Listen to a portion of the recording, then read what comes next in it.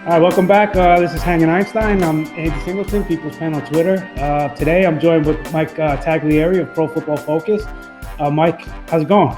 It's going good, Andy. How are you today? I know I mentioned you. I came in with the flu today. I woke up and man, I felt not so good, but I'll always hang in there and do things that I promise I'm going to do. So here I am, and thanks for having me, man. I appreciate it. Well, I appreciate you showing the interest to want to be on in the first place. It seems like these are starting to catch a little wind with some people, and people are appreciating them. So hopefully, we'll be able to unveil some things about yourself that others will find beneficial to their fantasy football following. You mentioned you're under the weather today. This has been like one of the craziest starts to winter I can recall. The weather just does not match the season whatsoever. So I don't know how things are by you. You're central time zone. So where exactly are you? I'm in Chicago. I'm about 30 minutes outside of the city. So it's been really windy here as of late. Like I woke up yesterday morning. Actually, it was like 4:30 in the morning because literally, I mean, where I live in a suburb. So I'm like, there's nothing, but there's a bunch of fields around me. So I woke up to this wind. Like I thought the shutters were just going to fly off the house. And like, it was pretty insane. But the weather's been weird. Like yesterday it was like 60s. And then I know on Saturday we're supposed to get snow. It's supposed to be like 25 degrees. So okay, man, it's been pretty weird. We like just skipped right over, fall and right into seemingly winter this weekend. So well, we haven't even hit fall yet in New York. We're still like in mid 60s. I'm walking around in t-shirts and shorts still, and it's not. That's what I'm saying. We're into Thanksgiving already, and that just does not make sense. Now, I'd be remiss to point out the fact that you mentioned it's been windy in Chicago. I'm not sure, but I think there's something to that. Something about being windy in that city. Is it? Yeah. It's like the nickname for Chicago is the Windy City, and it's Right. something that came back from it. It didn't even have to do with wind.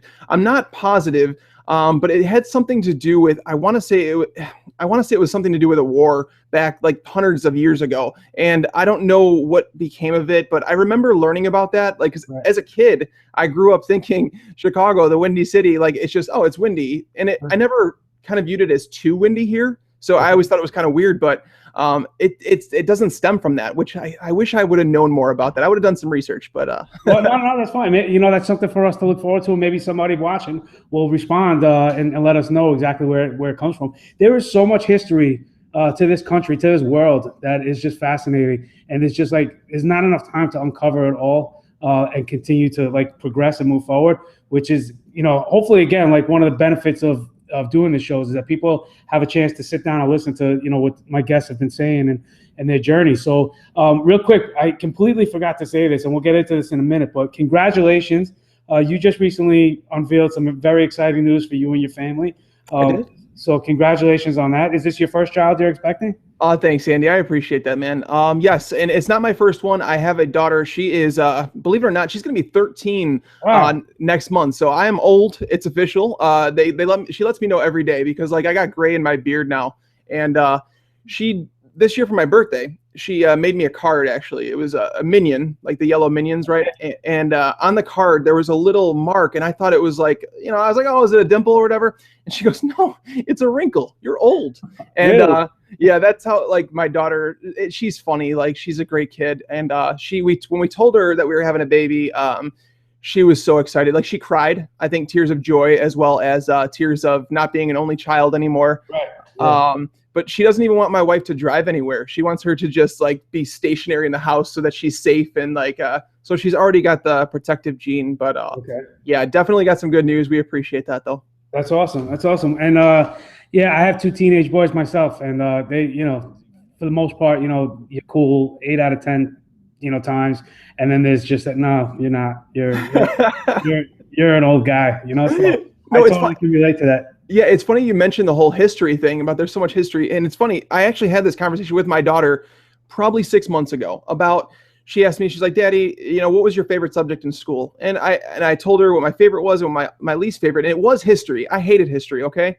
And that was back in like high school even. And Right. now I tell her, like, if I had one thing that I could go back and change, I would pay attention like so much more in history because there's so many things that's out there that you wish you could learn about. Like I've become like kind of somewhat, I want to become like that history nerd. And Yeah. like I want to learn so much. Like I went to Washington D.C. Jake Seeley, he was one of your guests just last week. Yeah. He had invited me out to Washington D.C. We did a SiriusXM studio draft between myself, him, a few people from around CBS, ESPN, and all the big media sites. We went out there, and after we did that whole thing and hung out with them for a while, me and my wife, we went and actually did the tour around Washington D.C. and just seeing like the history around there of it. Like, it's one thing that I wish I could explain to kids, to say, take it in. And I know it's hard to understand when you're that young, but it's something I really do wish I would have paid attention a little bit more in a history class. Yeah, and conversely, my oldest son had a class trip that I chaperoned.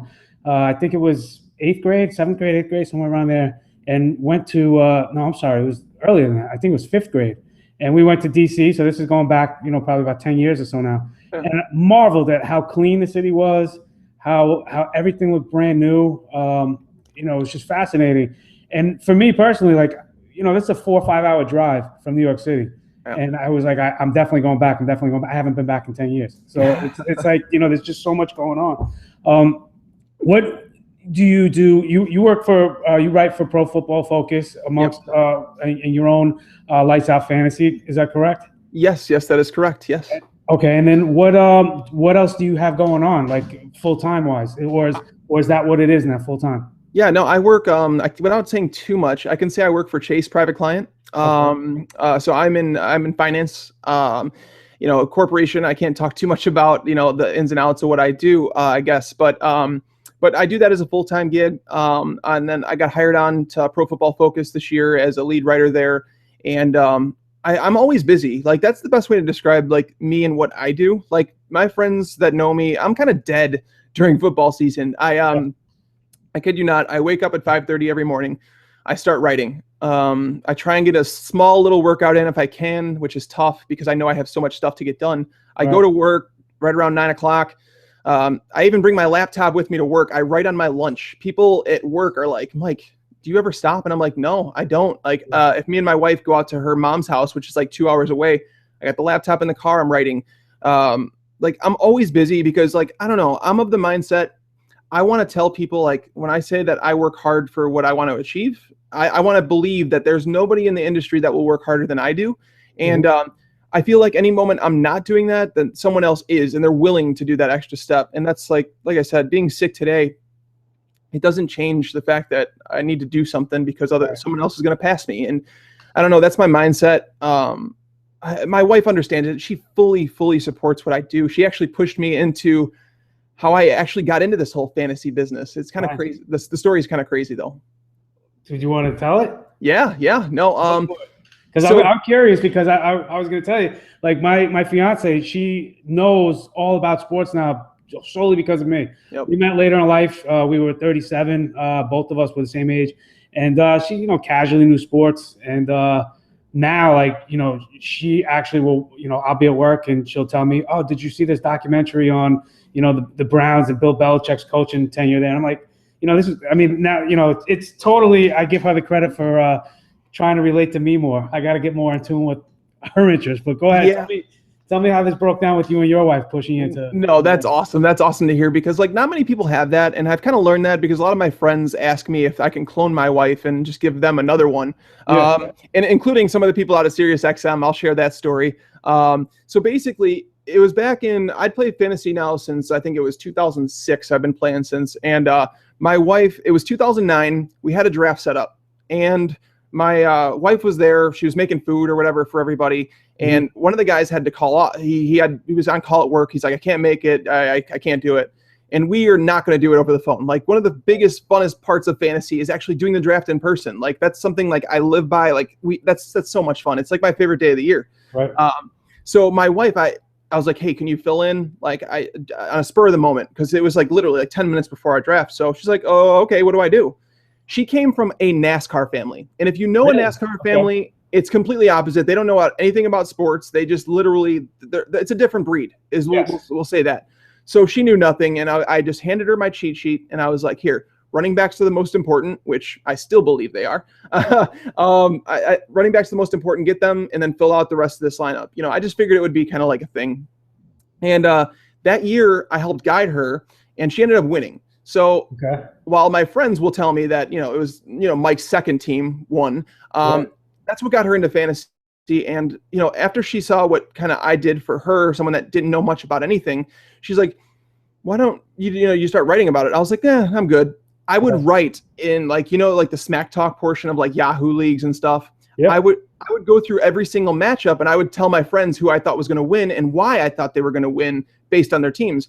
And I did that every week, and nobody really said much. And then until one week I stopped, and I got text messages all over, and they're like, Mike, where's the write-up? Like, why aren't you telling us who's going to win? And I didn't really know they cared until then.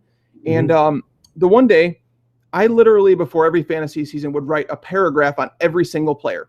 And it was just something I did for a hobby because I wanted to convince myself why I liked a player or why I didn't like a player. Because when you put your thoughts on paper, it's different than what comes out than you might think. So if you haven't done that, give it a shot.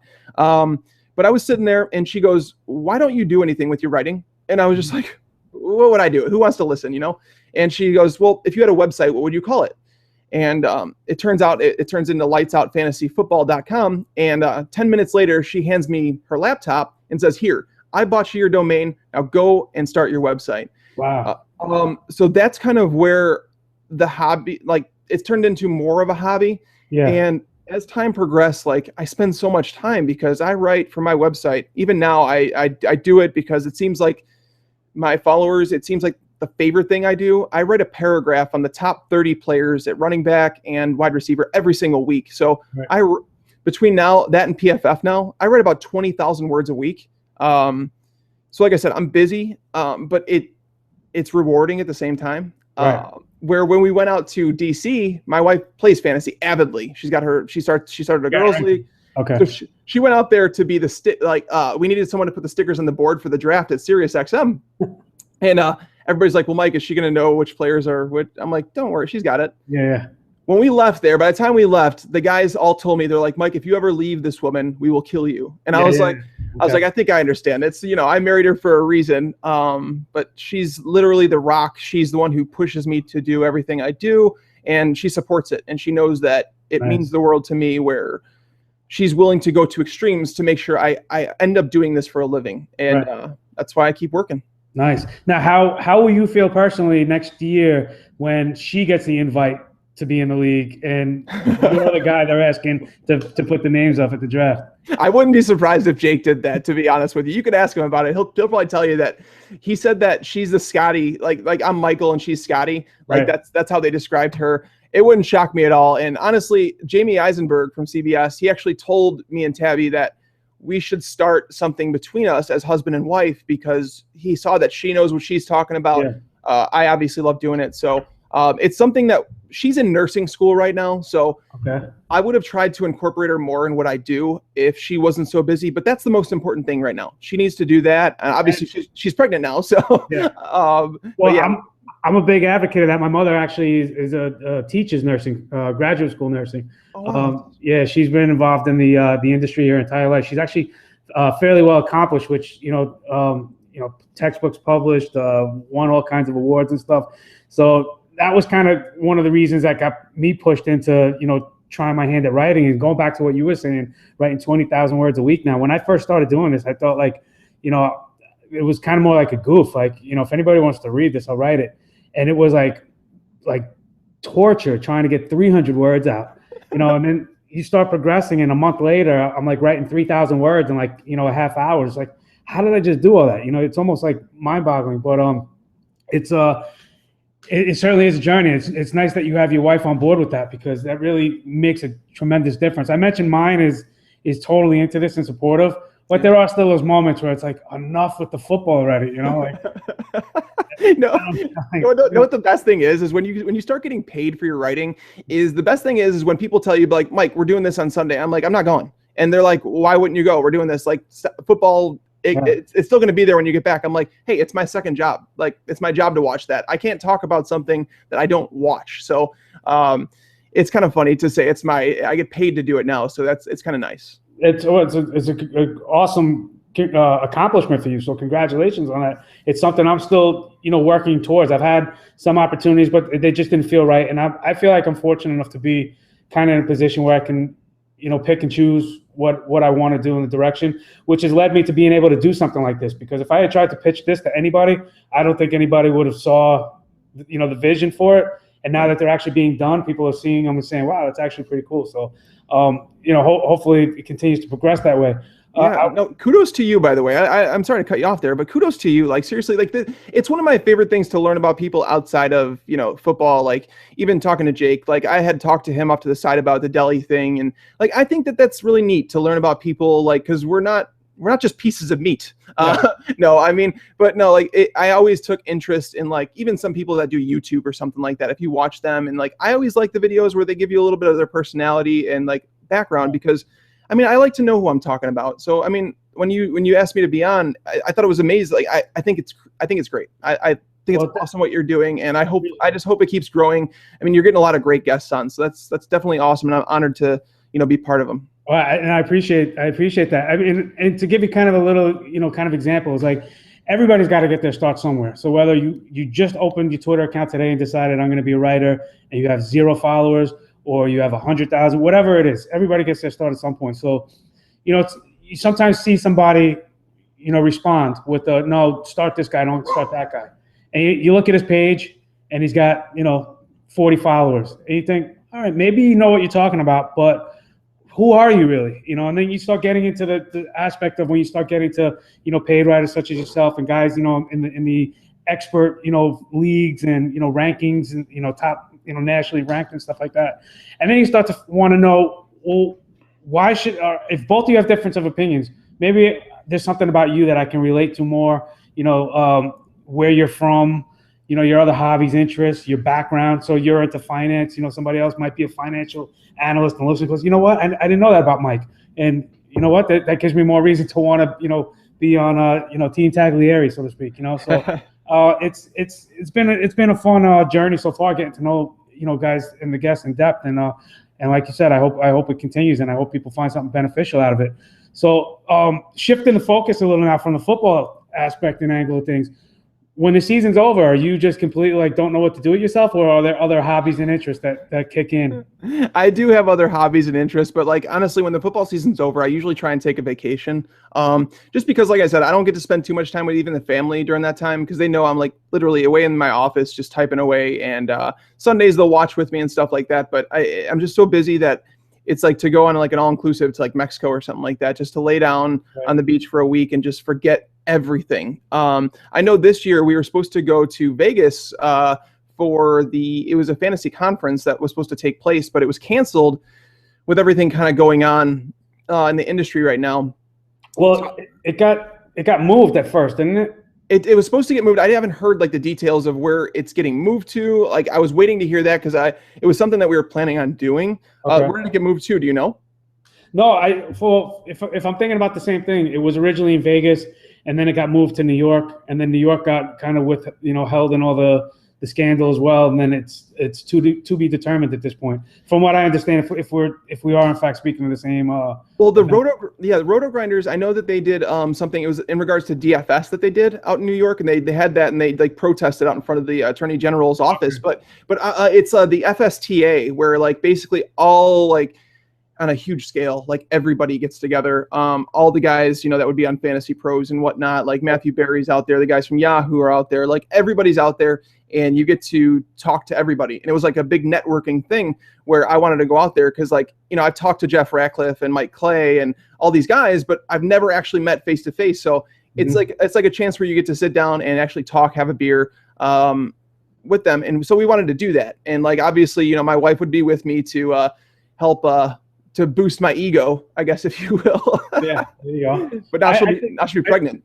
Well, we got to get together at some point. So, my soon-to-be wife, your wife, can meet, because I went to the XM Sirius Fantasy Network Roto Experts, draft at Monmouth, and got to meet face to face a lot of people I've worked with, spoken with, et cetera, and she came with me to be my camera woman and held the camera for me. And people, as they're finding out, like, wait a minute, like Yeah. not only is she with you at this like nerdy event, but she's like holding the camera for you. Like, Yeah. exactly. If you ever like let this woman leave, don't ever show your face in these circles again.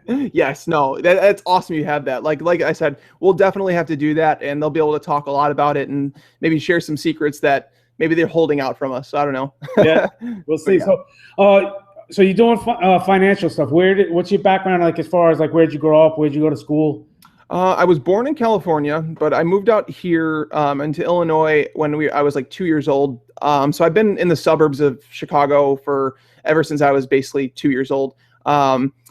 Cicero area, and then we went out to even a further west suburb. But basically, it's been always around here. I don't want to be here forever. If my daughter wasn't the age where she is in the middle of, all of her school and everything and her friends, I would probably move. I can't stand the winters here. I had back surgery. I used to do a physical labor job. My parents when I got out of high school, they offered to pay for my school or to go work for my dad. He owned a business that was building and delivering office furniture.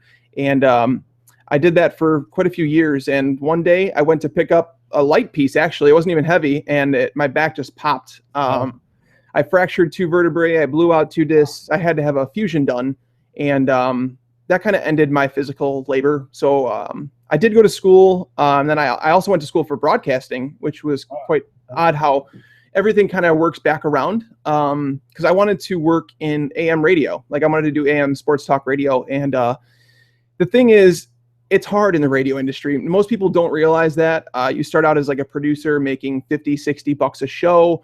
And it takes years to get on air. And then when you do, it's not like all of a sudden like you're, big mega star Howard Stern or anything like that. But it's more difficult than people would imagine. So I guess going to school for it, I mean, it didn't really, I didn't go into the field I wanted to, but I also had a family to support. So it's a lot of, it's every industry. It's not just you there's hard work going into it. There's some luck. There's some, breaks going your way. But at the end of the day, the hard work is the biggest aspect to it. And, the people that are really good at things, they make it look so easy. They make it look like anybody can do it.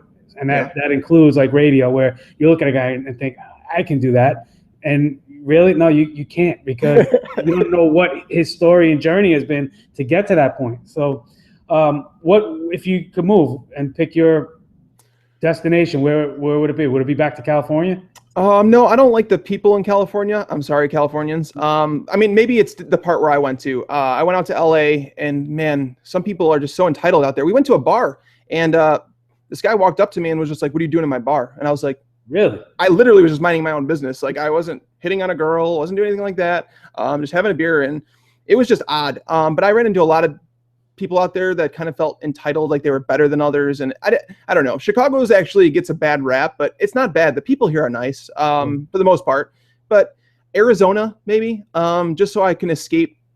I'm the type where I always ask people, would you rather live in 100-degree weather all the time or 0? I'm 100. Like, I can, take off to go down to a tank top or something, whereas I hate bundling up for winter. I really do. I do as well. But the heat gets to me as well. I'd say more like I'm like a 60s guy. Yeah, no, I mean, that's ideal, 60, 70 degrees. I mean, Florida is the closest I think you'd get to that, but Florida, the humidity out there is pretty bad. So, yeah. But I'd go somewhere warm. I'll just say that. Okay. All right. So I want to ask you your take on, we mentioned in the DFS stuff, but before I get to that, some of these other interests and hobbies you have besides vacation in the off season, do they include other sports? Do they include like anything quirky that like somebody would be surprised to find out about you? Yeah, I think people would be surprised. On Sunday mornings now, I do a show on Twitch for fantasy football. Most people don't know what Twitch is, but it's like a live streaming platform where you go, and a lot of people play games on there, right? They'll play like Call of Duty or Battlefield or whatever it is that they're playing, and they'll stream it to, thousands and thousands of people, where some people make a living off that stuff. I do it for fantasy football on Sunday mornings. If you haven't checked it out, check it out. I actually, before fantasy season, my wife and I did a show on Twitch where we'd play video games. Like it was like a thing that we did to stay busy. We'd do it from 9 at night till 11. where it was like every day during the week, Monday through Friday, and we'd play video games and meet people that would come in. And it's amazing how many people are like just generous. Yeah. I enjoy video games. I'm a kid at heart. I'm a nerd, I guess. I think that the nerd word, I guess, needs to be reassessed because I don't think it's a bad thing. I'm a stat nerd. I do enjoy video games because in the end, I'm like competitive. That's the best way to put it. And when you play online against someone else, you're trying to do better than them. I just can't play sports like for real anymore because of my back. So it's like, that's the next thing I could do to be competitive. So I think that would be, I guess, the thing that people would be like, Mike, you're a video game nerd? Yeah, I'm kind of that guy. Okay. But me and my wife, we met a lot of cool people that came in there, and they're so generous too. Like we'd receive donations like every night, and just for talking with people. That's what right. They said it was just kind of like a release to go and chat with my wife and I. Right. Yeah.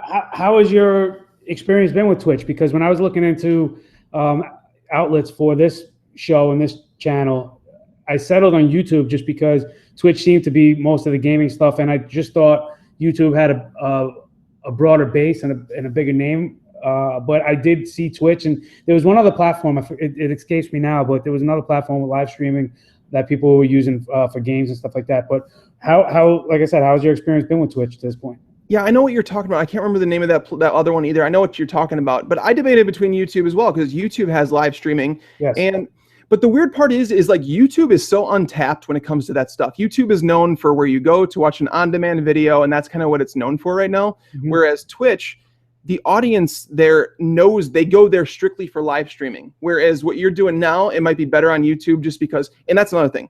YouTube is so untapped for fantasy football. It's not even funny. I know some people like that's what I'm saying. If you keep doing what you're doing, I think you're heading down a good path because, like I said, YouTube is very untapped. People just want to be, I know podcasts. People don't have time to sit there and watch videos most of the time, but they'll listen to podcasts.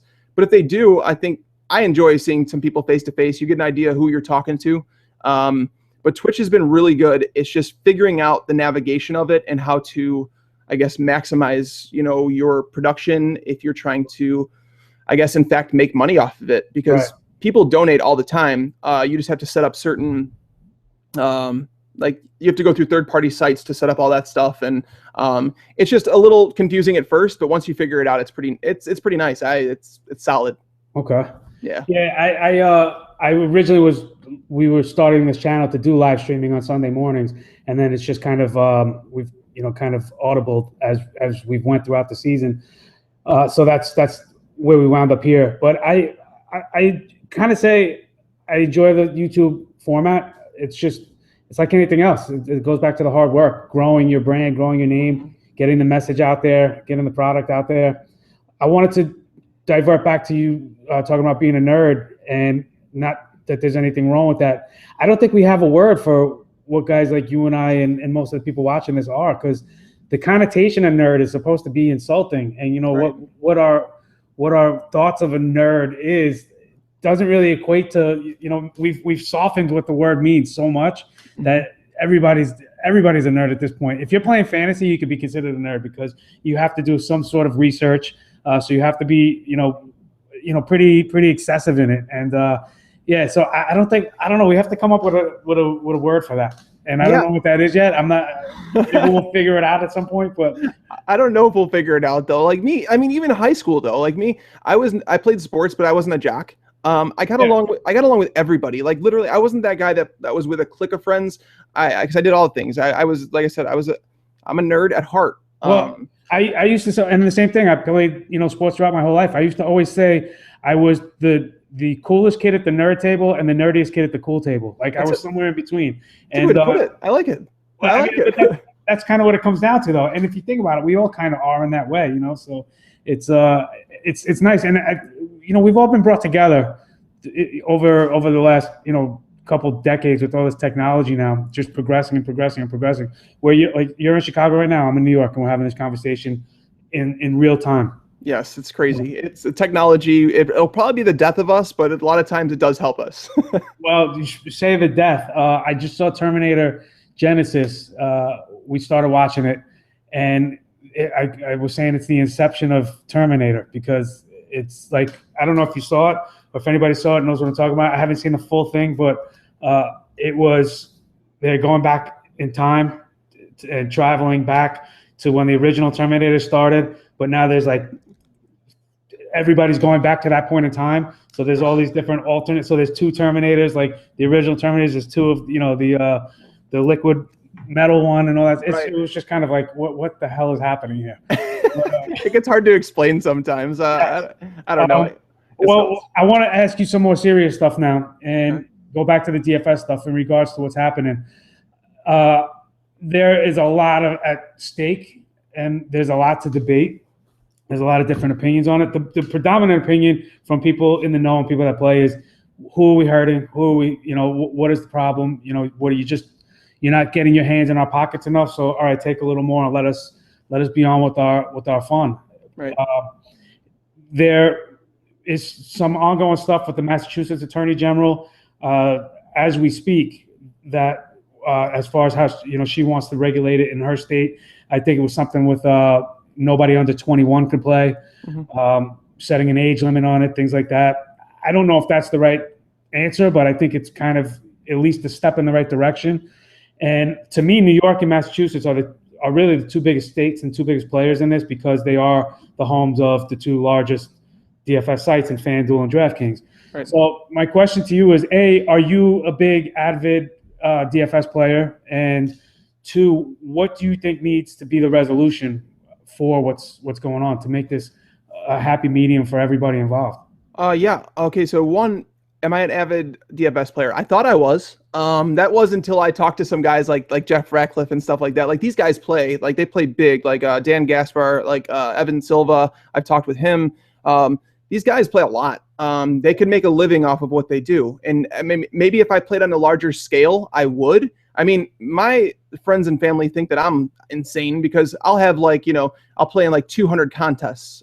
It's not like I'm playing for, $1,000 stakes or anything like that, but playing a couple $100 a week. I mean, that's not, I guess, little by my standards, I guess, but it's not big. I know it could be a lot on a bigger scale.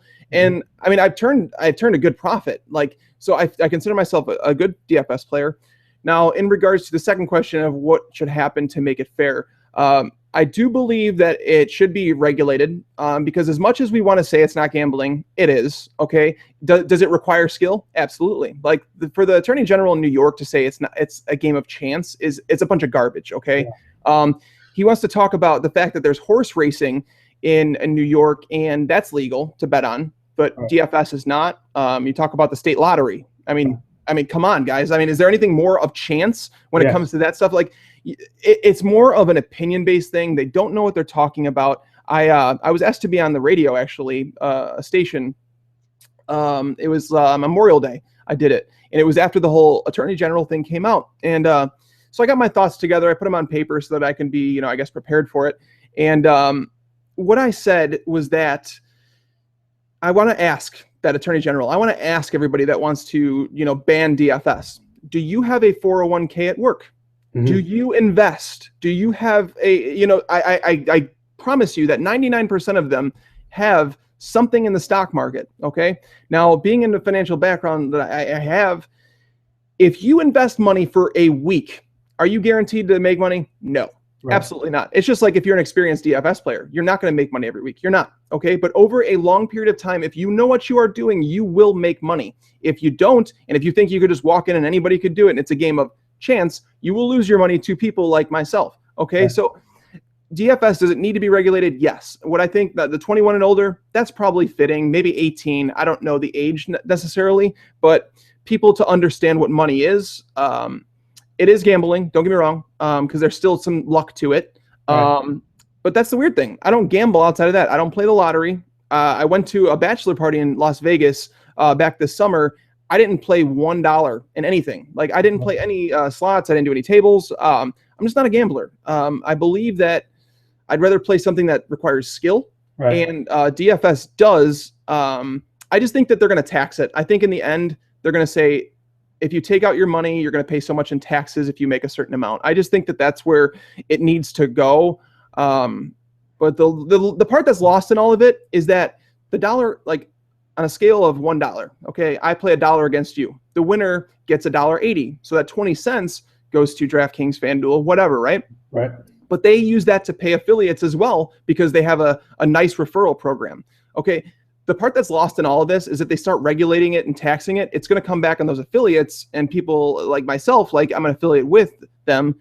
It'll come out of our pockets, or the winner, like where instead of winning $1.80, you might win $1.70. You know what I mean? Yeah. Yeah. And well, yeah. And there's a lot to it, and it's complex. It's in depth.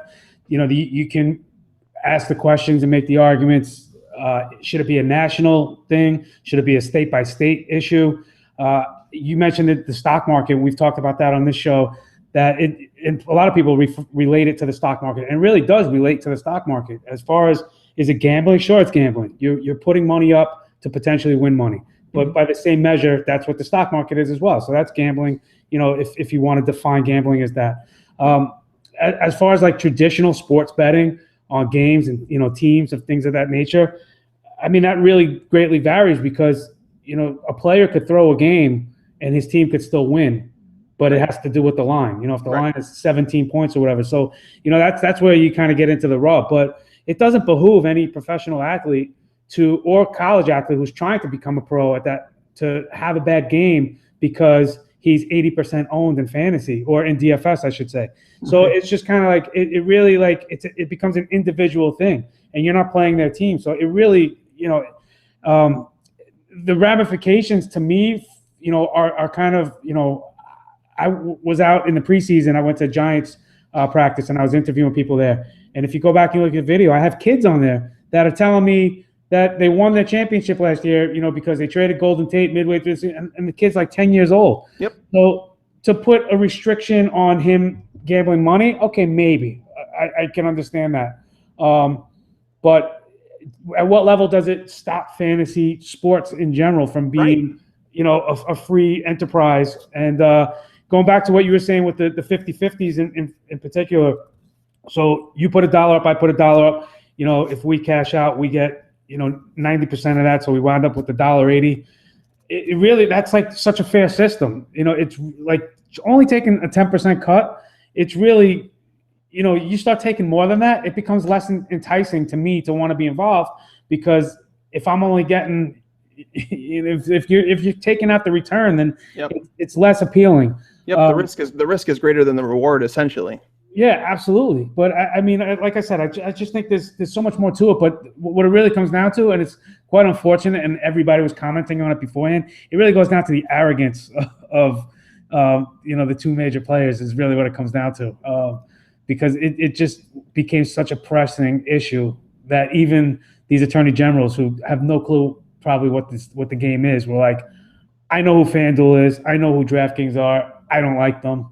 Right. I don't know what they do. I just know I don't like them. So it didn't help when FanDuel does a campaign. Okay, when I was on the radio show, they asked me. They're like, "Okay, Mike, so explain this. Like, this sounds like an infomercial. Please tell me what the." And it's the guy on there saying, "I played $30 on FanDuel and I have won millions." Like, shut up, dude. Like, seriously, come on. Like, be realistic about it. That's not realistic. That's like saying someone showing up on TV and saying, "Hey, I bought a $5 lottery ticket. I'm a millionaire." Like, come on. Like, that's just, it's stupid. And that's the public perception, is that it all comes down to luck and that people can bet $30 and win millions. Like, that's not likely to happen. You know what I mean? Yeah, absolutely. And speaking of luck and prizes and things of that nature, I have been wrestling prizes away from my guests on this show, as I'm sure you're aware. Yep. So now it comes down to the fabulous question of, what is Mike Tagliere willing to part with? And it could be something from your own private collection. It could be something from one of the sites you work with and are affiliated with. It is really, the ball is in your court. But, yeah. I've seen you do it, and I love the idea. I really do. And JJ, actually, he stole part of what I probably would have done. So I was trying to think of something different, but it was tough because we're obviously now heading into, and this will post, I mean, like week 12, I think, where it's like, I don't know if I should buy you a subscription to PFF, because I've actually done that for a few of my followers on Twitter. Right. I like to give back, because those that support me in my journey of doing this full time, I want to thank them. And like, if not for them, I wouldn't be here. So I bought a few people PFF subscriptions for PFF Gold. I mean, I kind of guess I would ask you, like, what you would like me to do. I mean, I'd be willing to do that, the same thing for you on the show, or I could do something where I follow like someone on Twitter, like I'll follow them on Twitter. They can literally, I will be their personal assistant throughout the rest of the season, Wow. and maybe help them into even next year's draft. Like Wow. I want to, like, as I said, there's nothing that I'm not willing to do to help, people that support, what you and I do. It's important. And I think more people need to understand that. Okay. Well, I'm going to leave it up to you then between what you just said and the other. But keep in mind, these can both be for the future, towards next season or next draft or whatever. I have this prize pool now, if you will, and I'm still trying to figure out ways to raffle these off or have these contests and not just give it all out in one shot. But I basically feel like Santa Claus with this big sack now, and I'm going to try to disperse these terrific prizes. So if you want to do this towards next season, even that can be, we can do that as well, whether it be a subscription or, like you said, helping somebody through their draft or whatever the case is. Let's do this. So we'll just do a combined thing. How about I'll do both. So let's do it in the next year if you're going to do that. If you're Santa Claus, and let's do it in the next year where I'll buy you a PFF subscription, PFF Gold. It's like $30 for that. I'll do that, and I'll talk you with, if you want to talk through your draft, if you want to talk before your draft, I'll do any of that, and I'll get you a follow on Twitter so that you can direct message me so that your league mates don't see you asking me those questions. Awesome. I'm blown away by all the stuff that people have been so generous to offer up. So I thank you as well for that. I mean, that's tremendous prize for somebody. Somebody lucky is going to have an opportunity to be one-on-one with you and get some real professional advice. And then even just the subscription alone is it has a value to it. So it's awesome just to like I said, the generosity of people. So I appreciate that, and I'm sure I speak for the recipient of that prize. Thank you as well. I'm going to ask you a couple real quick before we wrap this up. All right. You mentioned your daughter is now a teenager, and you and your wife play video games. Does your daughter play video games as well? She's starting to get into them. She's not really. I mean, the thing is like she's just now starting to get competitive. It's weird because she got her mom's genes, where I'm like I grew up like an athlete, I guess, where anything I'd pick up, I'd grasp. I'm not saying I was the greatest, but I could play anything. Where right.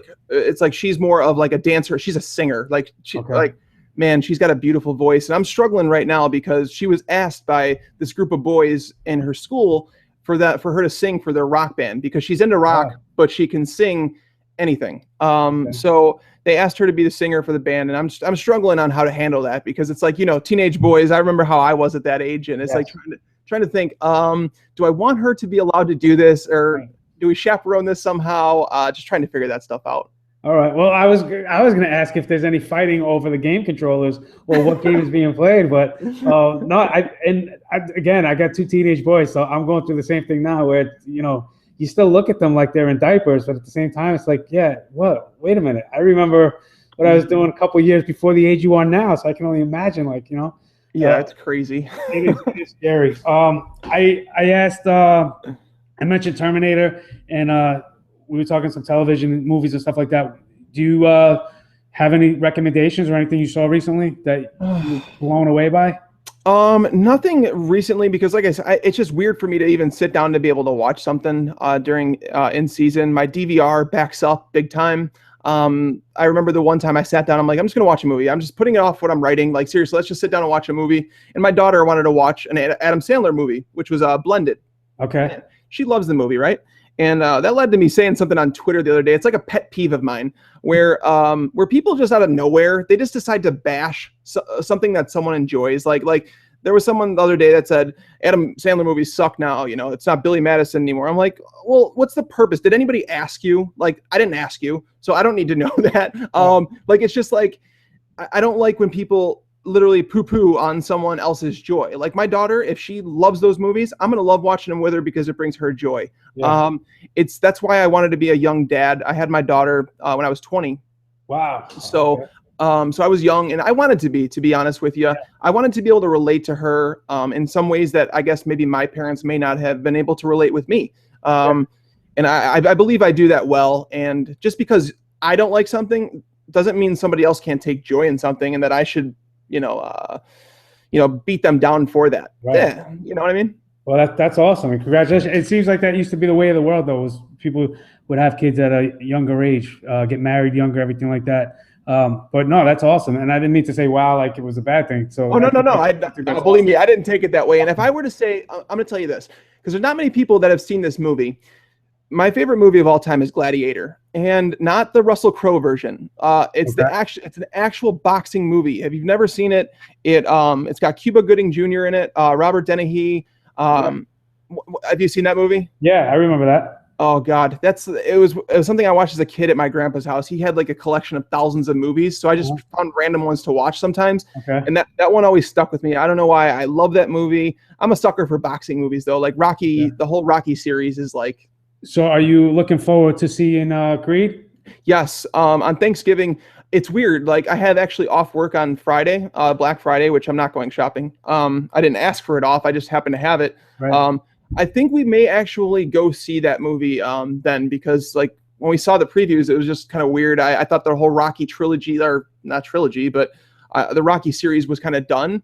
Yeah. But it doesn't need to be about Rocky anymore. And I'm curious to see how they kind of worked it out. But like I said, I'm a sucker for those types of movies, though. I love the underdog, I guess. Yeah. That's my. Yeah. Did you see Southpaw? I did. Yes, that was well done. I think the thing that I like about Rocky movies so much is they did the fight scenes so perfect. Like the scenes. Like, did you ever watch The Contender when Sylvester Stallone did that with Sugar Ray? Yes. I liked how they did that too. Like the cinematics of everything that they did with that show. Yeah.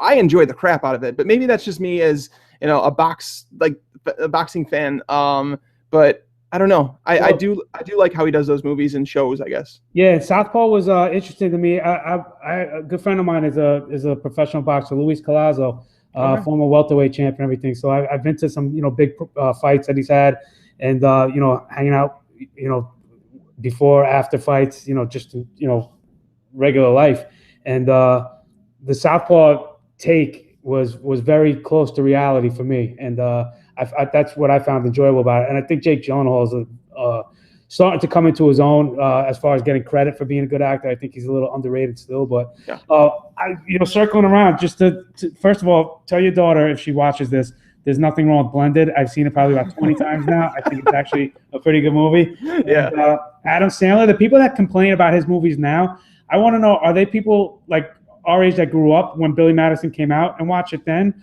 Or are these people that, because Adam Sandler's progressed his movies with his age and what's important to him. Yeah. As far as having kids and lifestyle, family and all that kind of stuff.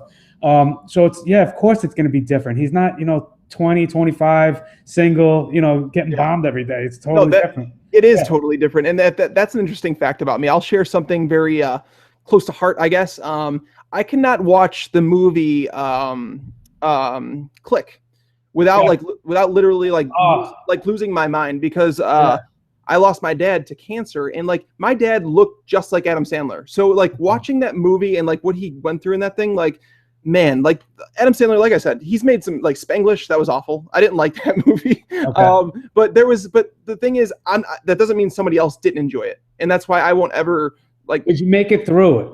Yes. Yeah, they're watchable. They might not be the best thing ever, but they're watchable, which is all he's trying to do, I think. I'll find entertainment in anything. Like you can watch a show. Like I just feel like any movie is good for what it is. Maybe I don't know how to better explain that, but I think entertainment is in the eye of the beholder, and there's certain things that'll touch everybody, and it's not meant for everybody. I guess that's the best way to put it. So yeah, and I don't want to cut you off with the Click thing, but I totally agree with you. That movie was supposed to be kind of a comedy. I think it's still labeled as a comedy. Yeah. But I found it so depressing, just because it was such a like, oh man, what have I done with my life? Like, can I, if I could go back and change anything, like, and it's just you want to appreciate things more. So yes, that one is heart-wrenching for me, but that's like I can't make it through that movie without tearing up a little bit. I really can't. I'm with you on that. I don't want to end on a sour note. But no. Some laughter. But yes. Why don't you go ahead and plug your stuff again, your sites where people can find you, including the Twitch stuff. And I have your Twitter information up already, so people can find you on Twitter that way. But everything else, go for it. But yeah, check out lightsoutfantasyfootball.com. That's where I do my free stuff. Like I know people at PFF, like some of my followers were upset that I wasn't they weren't able to read some of that stuff, but I decided to go back to my ranking explanations on lightsoutfantasyfootball.com. That's where I literally write a paragraph on every single player for you, so that, you know, when you're torn on a sit-start decision, you could read that and maybe it'll help you make a decision, an informed one at that, rather than just seeing my rankings in order. You can also see the rankings and things like that, but I want you to feel good about your decisions, and that's what I want you to do. Like I said, that's lightsoutfantasyfootball.com. I write for Pro Football Focus, which is fantastic, by the way. I understand a subscription does cost $30, but the access that you get to, all the work that goes into it, some of my buy-sell stuff. Mike Clay does this wide receiver cornerback matchup tool. It's fantastic. There's definitely a lot to go in there. And if you play DFS, it's got like a DFS tool that optimizes lineups for you. It's great if you're playing in like cash game settings, like 50-50s or head-to-heads. Just so you know, it could pay for itself in its first week, just so you know. Yeah. And then as well on Twitch, Sunday mornings at 9:30 Central Standard Time, which would be 10:30 Eastern, twitch.tv/lightsoutfantasy. And 9:30 to 10:45, I literally sit down. I take questions from every single person. I answer hundreds of them every Sunday morning. It's been growing every week, so we'll see where it goes. But Andy, again, thanks for having me on, man. Like, it was fun sharing some intimate details, even though it may have ended on like that note. But regardless, it's a piece of me, and like if it gives somebody an insight as to me and that I'm a human, and like we're all the same. I just happen to spend a lot more time on fantasy football than most do. Well, no, and you know what? And that's just it. We are all the same. And I feel like I can talk to everybody that's been on the show to this point. You are no different. I feel like I could talk forever to you. I'm trying to keep it to some type of time constraint. But I like I said, I can continue talking to you all day. And I think anybody watching this might get into it where they're like, oh, that's it. You guys are going to end it now. But hopefully at least somebody got an opportunity to see you in more than 140 characters, more than, paragraph, and, your articles, and more than just talking fantasy football, on the Twitch show, stuff to do. So, Mike, I want to thank you for being a good sport and jumping on here. The prizes you offered are amazing. This has been another Hanging Einstein. I'm Andy Singleton. Hopefully you're enjoying these, and hopefully we'll be back for the next one. Thanks again, Mike. I appreciate it today. Thanks for having me, Andy. You guys take care.